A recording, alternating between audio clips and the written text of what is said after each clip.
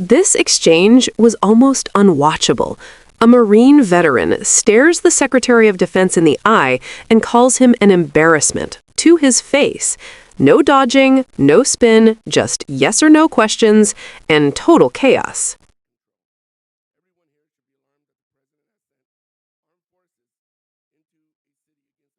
Gentleman from California, Mr. Carbajal. Thank you, Mr. Chairman.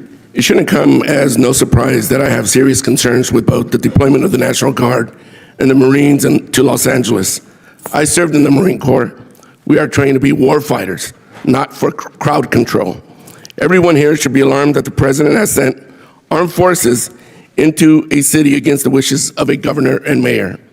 I am concerned this administration is purposely escalating the situation with this step and politicizing our armed forces in the process. Let's call it for what it is. It's political theater. Hegseth, are the Marines in Los Angeles ordered to protect property by any means necessary?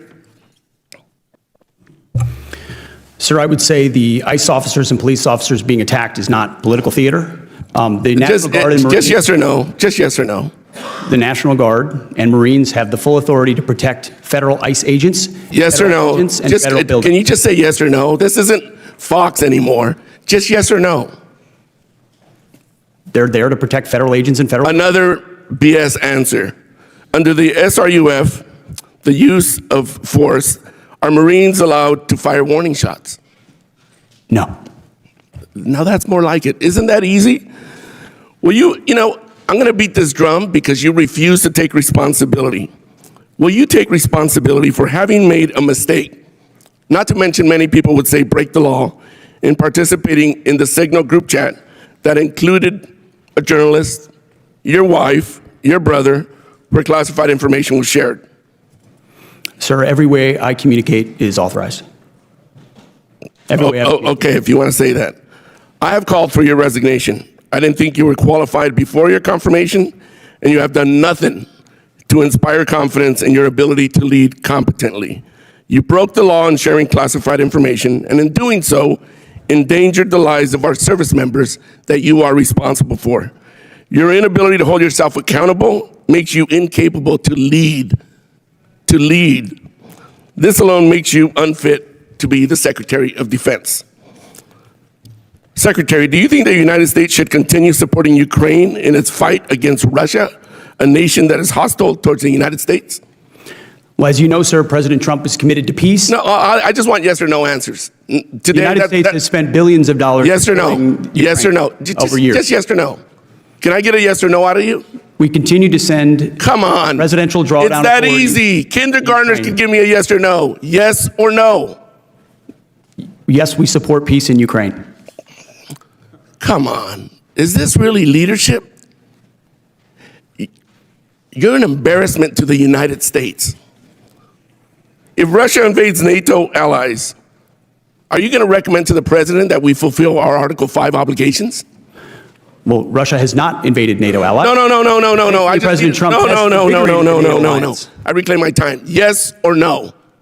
It's that simple. There's Article 5 in NATO, which we recognize. So is the answer yes or no? That's what Article 5 is, yes. Good. I'm glad you brought yourself to saying yes. Do you think political allegiance to Trump is a requirement for serving our nation, either in uniform or a civilian in the department? I'm incredibly proud, as are millions of Americans. No. Not today, Hegseth. Yes or no? Congressman, you know what a silly question that is. But it's silly enough to warrant a very straightforward answer. Yes or no? We all support and defend the Constitution of the United States. You know what? I'm not going to waste my time anymore. You're not worthy of my attention or my questions. You're an embarrassment to this country. You're unfit to lead. And there's been bipartisan members of Congress that have called for your resignation. You should just get the hell out and let somebody competently lead this department. Mr. Chairman, do we not have any decorum in here? Thank you very much. I yield my time. Gentleman yields back. And I would urge everybody to remember and maintain a decorum suitable for this chamber with their further comments. Representative Salud Carbajal didn't just challenge Pete Hegseth, he dismantled him in real time. As a former Marine, Carbajal exposed what many critics have been saying quietly. Deploying Marines for domestic crowd control isn't strength, it's political theater. And when pressed on rules of force, classified information leaks, Ukraine, NATO Article 5, and loyalty to Trump versus the Constitution, Hegseth repeatedly tried to dodge with talking points. That's when Carbajal went nuclear. Calling the Secretary of Defense an embarrassment to the United States isn't just rhetorical heat. It's a signal of collapsing confidence inside Congress itself. The most damning moment wasn't the insult.